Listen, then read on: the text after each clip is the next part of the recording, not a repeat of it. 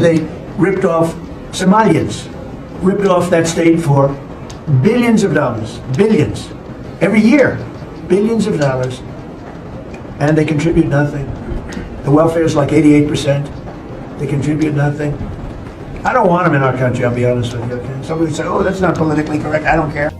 I keep screaming this from every mountaintop I can. That's Hassan Ali, and this is Ilhan Omar.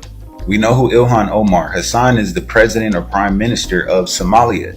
They had a roundtable meeting with nothing but Africans talking about getting in to American politics, but understanding that they are 100% Somalian and they will never change. Now, in this clip that I'm about to show, Mr. Ali, Hassan Ali, is talking, and he's letting it be known that Ilhan Omar is there to take a Black American seat in Congress. It is very important in Ilhan tayo Somali tayo measures Somalia are exceeding Sudan. Nini ndu haka to siyasa of ataga of moral.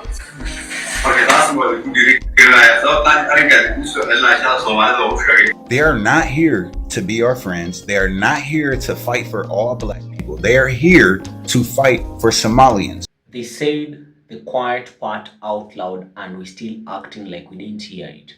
A Somali official went on record and said Ilhan Omar's her only job was to replace a Black American in Congress and work for Somalia, not Black America, Somalia. Meanwhile, in Columbus, Minneapolis, and cities across this country, our people are getting pushed out of neighborhoods we built while they check Black on every government form to access our resources. And when deportation comes knocking, suddenly they want to be our cousins. This is not about hate.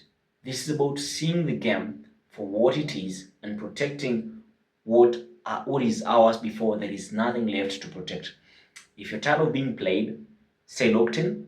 This one is going to sting you that bad spot with these clips, and then I'll be back to discuss everything with you guys. That's it. Those are not my words. It's their words. It's their actions, right?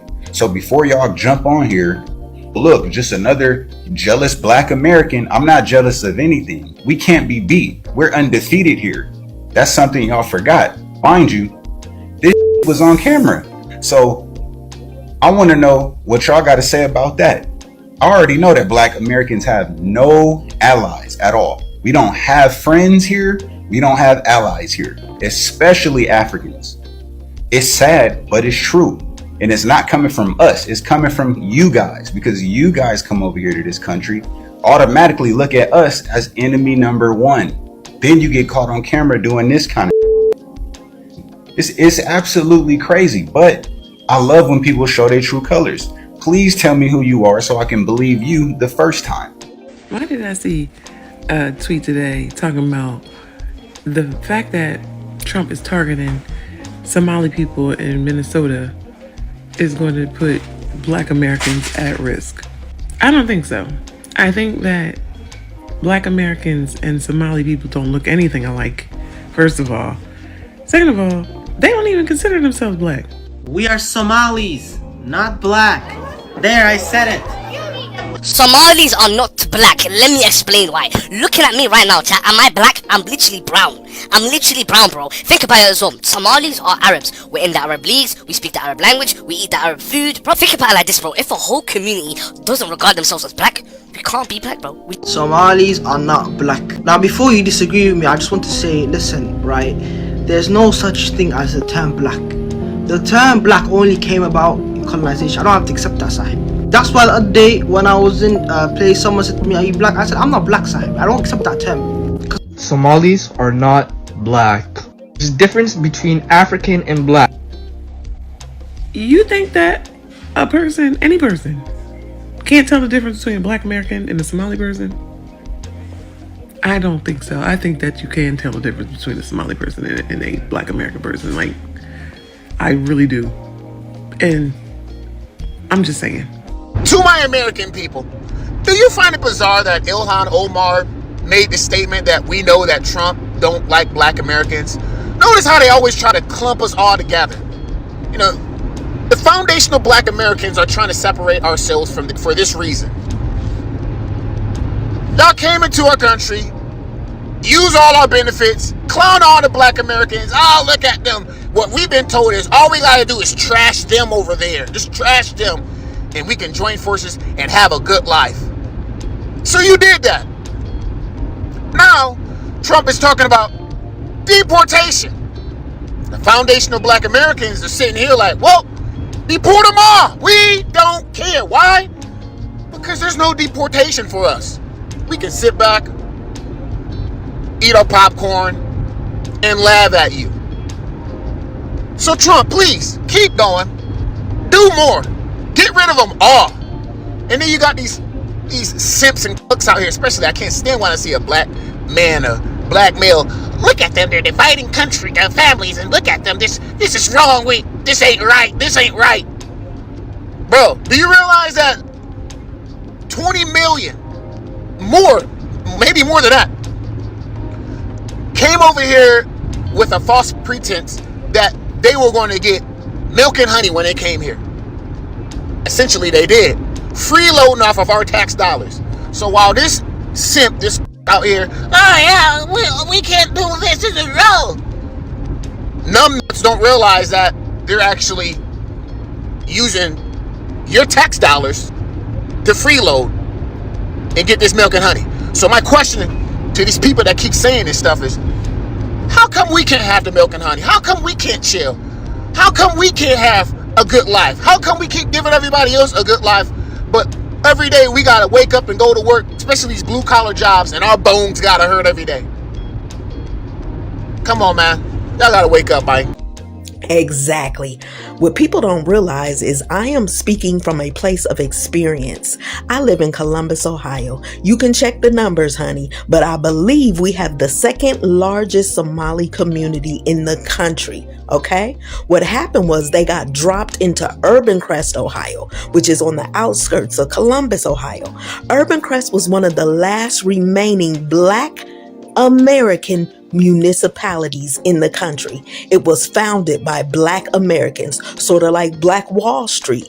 It was founded by Black Americans, and we were a thriving community. And then one day I'm outside playing and look up and there's this guy walking around with all these sheets on him.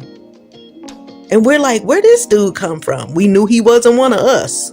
Couple days later, there's 1,000 of them dropped into Urban Crest, Ohio, which if you look at it today, it is no longer the thriving Black American community that it started off as before they got here. Then they moved to the north side of Columbus, which was also a Black thriving area. We had Black owned businesses there, Black families owned homes there. And now when you go to the north side of Columbus, Ohio, it is covered in Arabic. So when people say things like, well, why ain't you upset at the Chinese for making Chinatowns, or for people who make Little Italy and all that? Because that didn't happen to me. Honey, if you upset with that, you be upset with the Chinese. The Chinese never moved into my neighborhood and completely pushed my people out. And we know the fraud because we've seen it firsthand. We know what's going on. There's so many homeless African American, Black Americans in Columbus, Ohio, because all the places we used to live got Somalians in them now.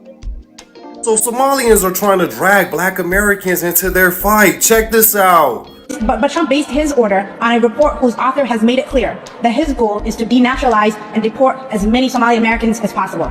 This is not about crime. It's not about safety. This is about purging people like me from this country. Minnesota has always been a welcoming place for people fleeing a home country that is blasted by war, poverty, and hunger.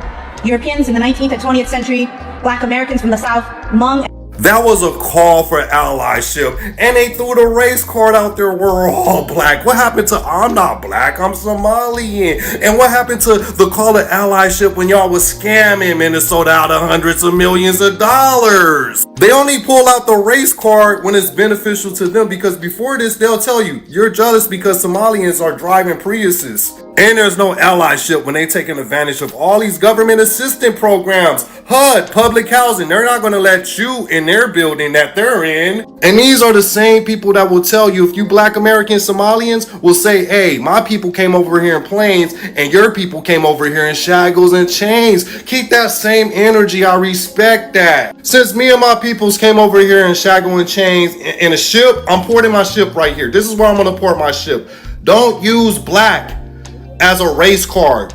Don't use black when it's beneficial. Keep that same energy. You not black, you Somalians. You not black, you Nigerians. Keep that same energy. Because when it's time to benefit off these government programs, like housing, all that stuff, they lock other people out. They don't care about nobody else but their own people. So why you yelling allyship now? A Somali official went on record, not in some back room, not in a whisper, on record, and he said that Ilhan Omar's purpose, her primary purpose in the United States Congress, was to take a seat from a black American and work for Somalia, not the district she represents, not Black America, Somalia.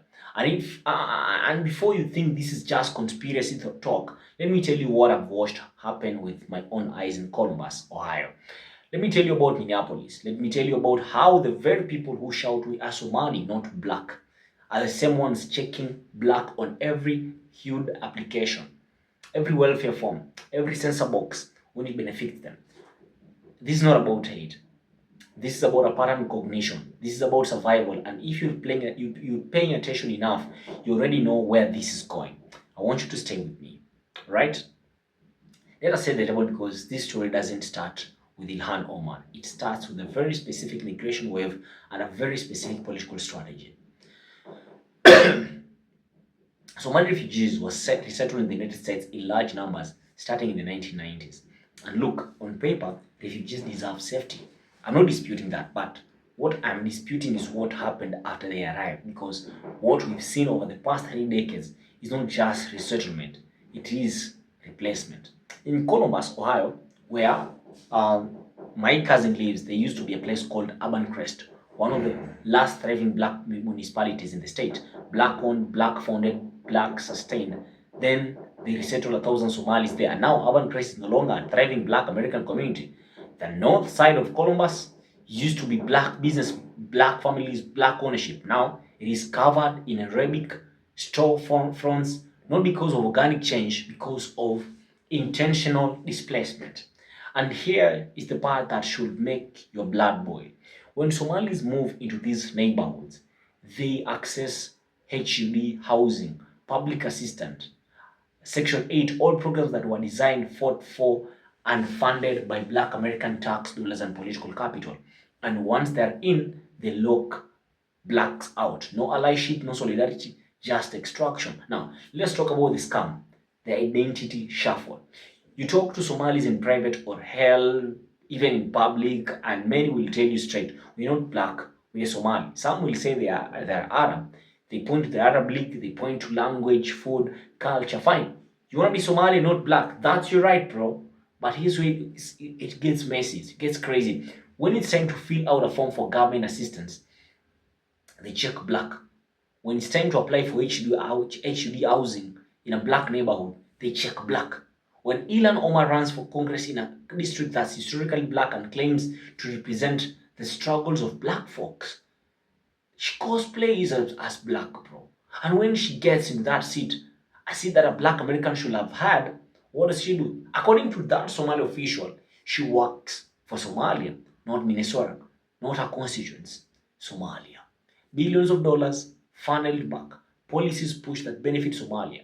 And black Americans, they're just the stepping stool. This is not about speculation. The fraud is documented. Minnesota alone has seen hundreds of millions in welfare fraud linked to Somali networks. Some reports say over $1 billion, while black families are homeless in Columbus because Somalis moved into every available unit, while our resources dry up, while we get blamed for the crime statistics because when Somalis commit fraud and get arrested, they are counted as black in the data. Let me make this personal for a second. I've watched my people, foundational black Americans, get pushed out of neighborhoods they built. I've seen families who've been in Columbus for generations now living out of cars because there is no housing left. And I've watched the same folks who took those resources turn around and treat blacks like they're the problem. You know what has the most? It is not even the displacement. It is the disrespect. It is the way they'll say to your face, we're not black, but the second deportation is on the table. Suddenly, it's we are all in this together. Brother, we're not all black now. We just stand against racism right now. No, you don't get to spend years soaking up resources, replacing us politically, treating us like strangers in our own communities, and then throw on at the shiki when ICE shows up. That's not solidarity, that's a strategy.